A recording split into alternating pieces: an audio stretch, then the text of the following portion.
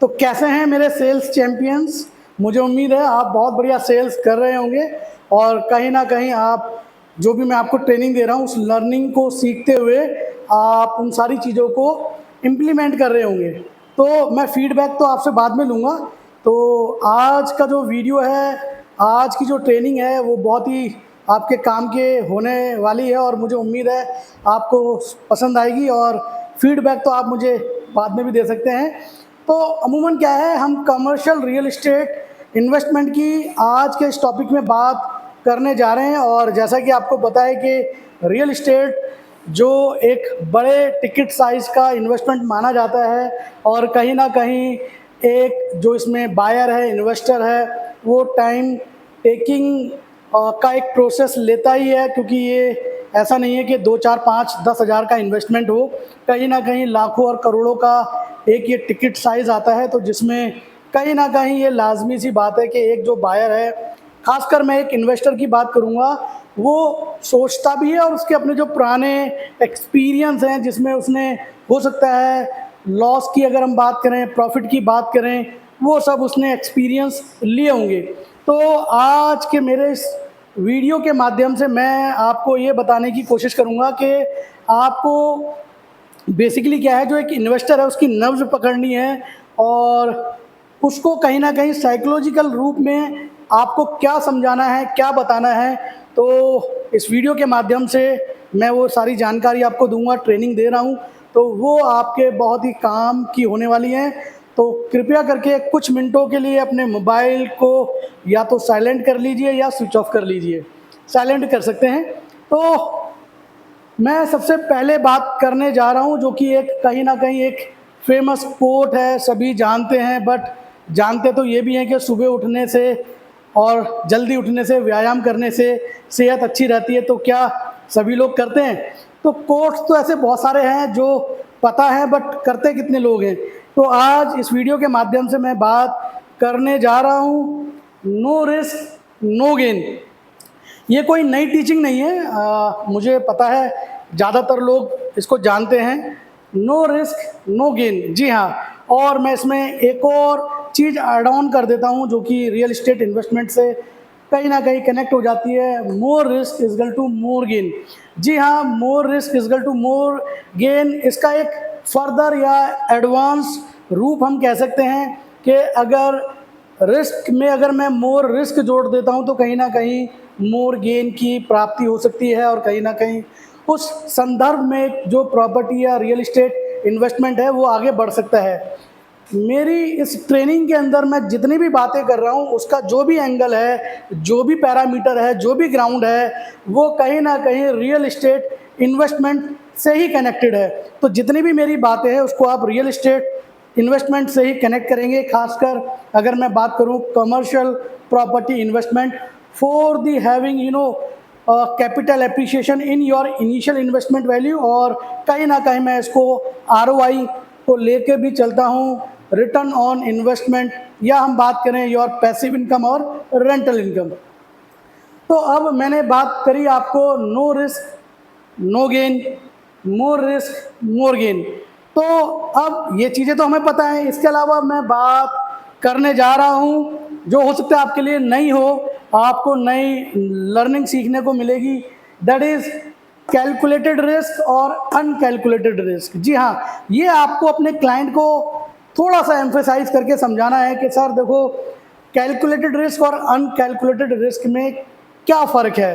तो आप अगर मेरे साथ इन्वेस्टमेंट के लिए तैयार होते हैं, पर्टिकुलर एक डेवलपर है उसके साथ जाते हैं, एक पर्टिकुलर टाइम के लिए जाते हैं, आप शॉर्ट टर्म, मिड टर्म या लॉन्ग टर्म में से क्या सिलेक्ट करते हैं, it is up to you. But कहीं ना कहीं मैं आपको इस वे में गाइड करूँगा जिसमें हमारी एक प्रॉपर टीम है, हमारा एक सिस्टम है जिसको आप कहीं ना कहीं समझ के एक रिस्क ले सकते हैं, जो कि हो सकता है नो रिस्क नो गेन की कैप में तो आता ही है, वो मोर रिस्क और मोर गेन की कैप में भी आता है। बट आप मेरी बात समझिए, अब वो कैलकुलेटेड और अनकैलकुलेटेड रिस्क में आता है।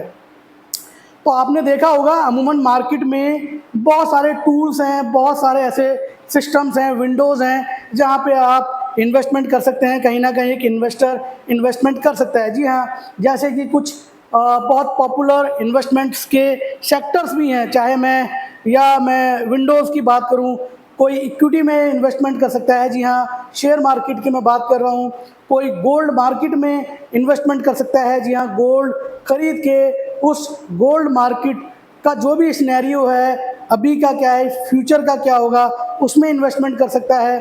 कोई म्यूचुअल फंड में इन्वेस्टमेंट कर सकता है, कोई इंश्योरेंस पॉलिसी लेके उसमें इन्वेस्टमेंट कर सकता है। चाहे हम बात करें चाहे जो भी इंश्योरेंस की पॉलिसीज़ हैं जो यूलिप प्लान के थ्रू आती हैं, जो इक्विटी या शेयर मार्केट में इन्वेस्टमेंट करते हैं या किया जाता है, जिसमें आपका हम बात करें कहीं ना कहीं डेट की एक विंडो होती है, कहीं ना कहीं सिक्योर्ड फंड होते हैं, कहीं ना कहीं आपके हाई रिस्क हाई गेन की विंडो भी इसमें खुली रहती है। तो ये जितनी भी चीज़ें हैं वो कहीं ना कहीं एक सिस्टम के थ्रू, कहीं ना कहीं कैलकुलेशन के थ्रू आप समझ के उसमें इन्वेस्टमेंट करते हैं। तो मुझे उम्मीद है कि ये जो कुछ मैंने बातें बताई आपके समझ में आई होंगी। थोड़ा सा मैं आगे चलता हूँ। What is the difference between calculated risk and uncalculated risk. तो माय सेल्स चैम्पियन, जैसे कि मैंने बताया कि कैलकुलेटेड रिस्क और अनकैलकुलेटेड रिस्क में मैं पहले अनकैलकुलेटेड रिस्क को लेके आपको कुछ चीज़ें बताने की कोशिश कर रहा हूँ। अनकैलकुलेटेड रिस्क ये हो सकता है कि भाई आपको किसी ने कुछ राय दी कि भाई फला मैंने म्यूचुअल फंड में इन्वेस्टमेंट करा है या फला कंपनी के मैंने शेयर ले लिए, तो आपने कोई एनालिसिस नहीं करा, आपने सिर्फ रेफरेंस पे उसी इन्वेस्टमेंट में आपने इन्वेस्टमेंट कर दिया, उस विंडो में या उस सेक्टर में आपने वो अपना कीमती पैसा लगा दिया। या आपने कहीं ना कहीं सेल्फ अवेयरनेस की, जो भी आपको लिमिटेड एजुकेशन है, लिमिटेड अवेयरनेस है, उसके थ्रू भी आपने उसमें इन्वेस्टमेंट कर दिया होगा।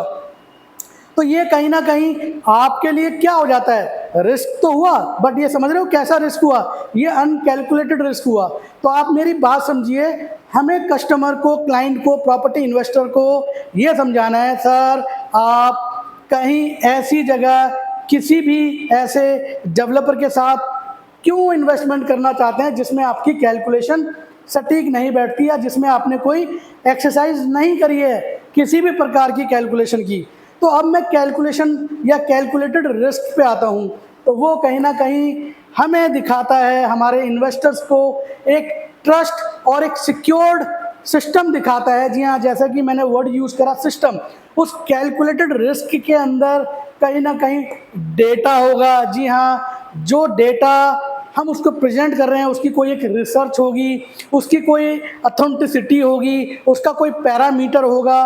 उसके अलावा मैं बात करता हूँ ट्रेंड टीम की। जी हाँ, ट्रेंड टीम से मतलब है ट्रेंड प्रोफेशनल्स। जी हाँ, जो ऐसे प्रोफेशनल्स उस इंडस्ट्री में काफ़ी समय से काम कर रहे हैं, उनको ट्रेनिंग दी गई है, उनको प्रोडक्ट की ट्रेनिंग दी गई है, उनको कहीं ना कहीं मार्केट की ट्रेनिंग है, उनको इन चीज़ों का एनालिसिस है कि पास्ट में क्या हुआ था, प्रेजेंट में क्या चल रहा है और फ्यूचर में क्या होने वाला है। तो ये कहीं ना कहीं एक डेटा की मैं बात कर रहा हूँ, ट्रेन टीम की मैं बात कर रहा हूँ, कहीं ना कहीं मैं इसको बात करूँ तो एक सिस्टम की बात कर रहा हूँ। तो जब मैं इसको कॉम्बिनेशन में लाता हूँ तो that is a system. System means कि आप एक ऐसे सिस्टम के साथ जुड़े हुए हैं जिसमें आपको कहीं ना कहीं एक ये कॉन्फिडेंस आना लाजमी है। कहीं ना कहीं आपका जो एक ब्रेन है, जो आपका कहीं ना कहीं एक दिल की आवाज़ है, आप अपने इन्वेस्टर को इस तरीके से समझाएंगे, इस तरीके से उसके सामने ये डेटा, ये सिस्टम, ये सारी चीज़ें पेश करेंगे तो मेरा यकीन मानना कहीं ना कहीं वो आप पे ट्रस्ट तो करेगा, और अगर आपके साथ डील करता है तो कहीं ना कहीं आपको अच्छी सर्विस के बाद, आफ्टर सेल सर्विस जो आपको देनी है, उसमें आपको रेफरेंस ज़रूर देगा, क्योंकि रियल इस्टेट इंडस्ट्री कहीं ना कहीं रेफरेंस की इंडस्ट्री है। तो अब मैं आगे बढ़ता हूँ। मुझे उम्मीद है कि ये आपको चीज़ें समझ में आई होंगी। अब थोड़ा सा एग्जांपल्स के मैं साथ इस वीडियो को आगे बढ़ाता हूँ। ये वीडियो थोड़ी सी लंबी होने वाली है, but do not worry about it, क्योंकि ये वैल्यू एडिशन करने वाली वीडियो है। अब मैं बात करता हूँ कि अगर कस्टमर को आप एग्जाम्पल देके समझाएंगे तो मैं आपको दावे के साथ कहता हूँ वो आपको ज़िंदगी भर याद रखेगा, याद रखेगा, याद रखेगा। आप उसको कह सकते हैं सर मेरी बात समझिए। अगर मैं बात करूं no risk no gain, more risk is equal to more gain, या मैं बात करूं कैलकुलेटेड रिस्क और अनकैलकुलेटेड रिस्क, जो कि मैंने आपको बताया। सर मुझे एक बात बताइए, जो व्यक्ति सड़क पे पैदल चलता है, हो सकता है उसे एक माइल डिस्टेंस क्लियर करनी उसे क्लियर करनी हो, मतलब उसे जानी हो, मतलब मैं इसको ऐसे कह सकता हूँ कि किसी को 10 किलोमीटर की यात्रा या ट्रैवल करना है, यानी कि अपने घर से अपने ऑफिस जा सकता है या उसे अपनी घर से अपने फैक्ट्री जाना हो, तो आप मुझे बताइए पैदल चलने में कितना रिस्क है। तो कहीं ना कहीं जवाब आएगा पैदल चलने में तो जीरो रिस्क है।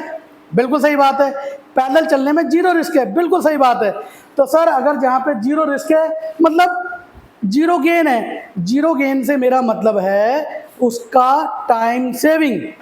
गेन को कहीं ना कहीं मैं टाइम से भी तो कैलकुलेट करूंगा, time is money, everybody knows it. तो कहीं ना कहीं अगर वो रिस्क नहीं ले रहा है तो सर उसे कोई गेन भी नहीं हो रहा है। ठीक है, एक तो ये एग्जांपल है। दूसरा एग्जांपल है, सर मुझे एक बात बताइए कि वही व्यक्ति दिल्ली से मुंबई का ट्रैवल करना चाहता है, यात्रा करना चाहता है, तो वो ट्रेन का यूज करेगा। तो सर एक बात तो बिल्कुल लाजमी है, ट्रेन का टिकट कहीं ना कहीं कुछ पैसों में तो आएगा, यानी कि उसको कुछ इन्वेस्टमेंट तो करना पड़ा, उसका कहीं ना कहीं एक्सपेंसेस तो हुआ। अब वो एक्सपेंसेस कैसे है, कहीं ना कहीं कैलकुलेटेड एक्सपेंसेस है। अब इस एक्सपेंसेस में उसका क्या बच रहा है सर, सबसे पहले उसकी सेफ्टी है। जी हाँ, अगर वही व्यक्ति ये ट्रैवल अपनी बाइक से करता, अपनी गाड़ी से करता, तो सर लाजमी सी बात है चांसेस ऑफ एक्सीडेंट वो बढ़ चुका होता है। अब ये कहानी कहीं ना कहीं मैं बात कर रहा हूँ ट्रेन की, तो ट्रेन के अंदर क्या है, एक सिस्टम है, ट्रेन ड्राइवर है जो कई हजार किलोमीटर की यात्रा करवा चुका है।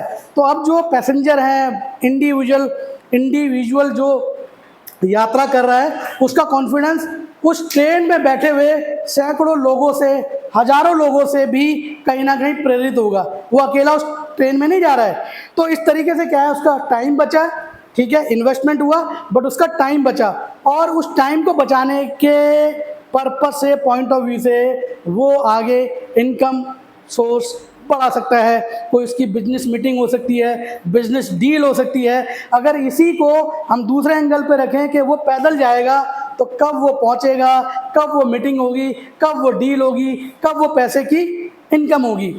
तो ये कुछ ऐसे एग्जाम्पल है। इसमें मैं लास्ट पॉइंट एड ऑन करना चाहता हूँ, वो है जी हाँ, more risk is equal to more gain. वो आपको समझना पड़ेगा। अगर एक व्यक्ति एरोप्लेन का टिकट लेता है और वो दिल्ली से मुंबई जाता है, तो आप ये समझिए उसका एक्सपेंसेस बाकी ट्रांसपोर्टेशन से बढ़ा कि नहीं बढ़ा, उसका रिस्क भी बढ़ा।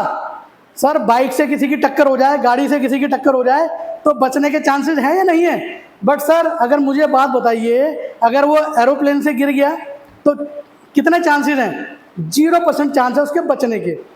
तो अब देखो मजे की बात, देखो यहाँ पे जो समझना है आपको कि उसका एक्सपेंसेस बढ़ गया, उसका इन्वेस्टमेंट अमाउंट बढ़ गया, तो उसका रिस्क भी बढ़ गया। बट ये रिस्क कैलकुलेटेड रिस्क है। ये क्यों है कैलकुलेटेड रिस्क, क्योंकि वो जो एरोप्लेन बना है उसमें जो भी इंजन्स लगे हैं, जो भी इसका पैरामीटर है, उसको चलाने वाला जिसको हम पायलट बोलते हैं, वो ट्रेंड है, वो कई सौ मील की यात्रा का उसको अनुभव है। तो ये कहीं ना कहीं इस एग्जाम्पल को हम इस तरीके से समझ सकते हैं कि मोर रिस्क है मोर गेन है, बट ये कैलकुलेटेड रिस्क है। तो आपको ये समझाना है what is the difference between a calculated risk and uncalculated risk. तो आप ये समझिए कि जो व्यक्ति जिंदगी में ज़्यादा रिस्क लेते हैं वो ज़्यादा गेन करते हैं, बट वो रिस्क कैलकुलेटेड होना चाहिए। अब मेरी बात समझिए, मैं डेटा पे बात कर रहा हूँ। इस धरती पे पैदल चलने वालों की मृत्यु ज़्यादा होती है, अपितु उनका रिस्क कम होता है। एरोप्लेन वाले जो लोग ज़्यादा रिस्क लेके चलते हैं उनकी, जितने भी मैं एक्सीडेंट की बात करूं, उसका जो रेशो है वो बहुत कम है। राइट।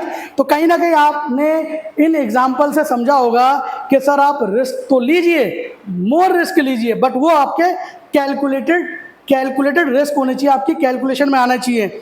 हमसे क्यों बात कर रहे हैं आप? सर हमसे इसलिए बात कर रहे हैं कि we are the professional team and we are more than 100+ professional people team, जिसमें से इतने लोगों को अगर 10-10 साल का भी एक्सपीरियंस है, 5-5 साल का भी एक्सपीरियंस है सर, तो 100 लोगों को अगर मैं 5 साल का एक्सपीरियंस काउंट कर लेती हूँ तो ओवरऑल कितना एक्सपीरियंस हो गया। तो ये बातें आपको उसको समझानी है, इसमें कहीं ना कहीं सिस्टम है। सर मैं एज ए सेल्स एग्जीक्यूटिव आपसे बात कर रही हूँ, टैली सेल्स एग्जीक्यूटिव आपसे बात कर रही हूँ, मेरे बाद मेरे सीनियर मैनेजर हैं, उनके बाद कंपनी में जीएम है, उसके बाद कहीं ना कहीं पोर्टफोलियो मैनेजर है, उसके बाद असिस्टेंट डायरेक्टर हैं, उसके बाद डायरेक्टर हैं। तो ये सारी चीज़ें बताने से क्या है, एक सिस्टम उसको समझ में आ रहा है, जिसमें उसको क्या एक फीलिंग आएगी, कहीं ना कहीं उसे लगेगा मैं एक कैलकुलेटेड सिस्टम से बात कर रहा हूँ। इसी में मैं अगला पॉइंट जोड़ देता हूँ कि जिस डेवलपर की हम प्रॉपर्टी बेच रहे हैं उसकी क्या कैलकुलेशन है। सर मैं आपको सिंपल सा बता रही हूँ, यू आर मोस्ट वेलकम, आप मुझसे एक 2 BHK का फ्लैट लेंगे, sir you are most welcome, आप मुझसे एक कमर्शियल शॉप लेंगे जिसकी कीमत 50 लाख हो सकती है, sir you are most welcome, आप मुझसे एक प्लॉट ही तो लेंगे जिसकी कीमत 20 लाख हो सकती है, 30 लाख हो सकती है। सर मेरी बात समझिए, जिस डेवलपर के लिए मैं काम कर रही हूँ उस डेवलपर ने जो लैंड ली है वही सर कई करोड़ों अरबों की है।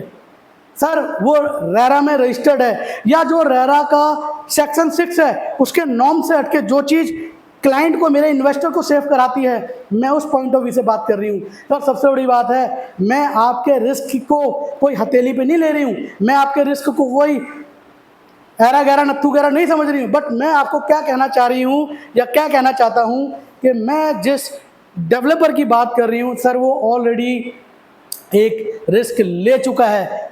किस बिहाफ पे ले चुका है, किस बुनियाद पे ले चुका है? सर अगर उसका माल नहीं बिकेगा तो सर ये मेरा आपसे वादा है और ये ट्रेंड है मार्केट में, डेवलपर ही जो भी कंस्ट्रक्शन करता है वो कस्टमर के पैसे से करता है। तो सर आप ये समझ लीजिए, उसने इनिशियली लैंड जो कम से कम 5 एकड़ की हो सकती है, 6 एकड़ की हो सकती है, उसको उसने परचेज करा है। तो सर इसके पीछे भी एक पूरा सिस्टम है, कहीं ना कहीं ये लेने के बाद उसमें एक प्रोफेशनल टीम है, कंस्ट्रक्शन टीम है, 100 तरह की चीज़ें हैं। तो मैं इस वीडियो के माध्यम से आप सभी लोगों को ये बताने की कोशिश कर रहा था कि risk, no gain, no calculated gain, whatever. I hope कि आपको मेरी वीडियो पसंद आई होगी, और सबसे बड़ी बात है कि अगली वीडियो में मैं आपको कुछ और महत्वपूर्ण ट्रेनिंग दूंगा। तब तक के लिए आप अपना ध्यान रखिए, अपना ख्याल रखिए। नमस्कार, जय हिंद।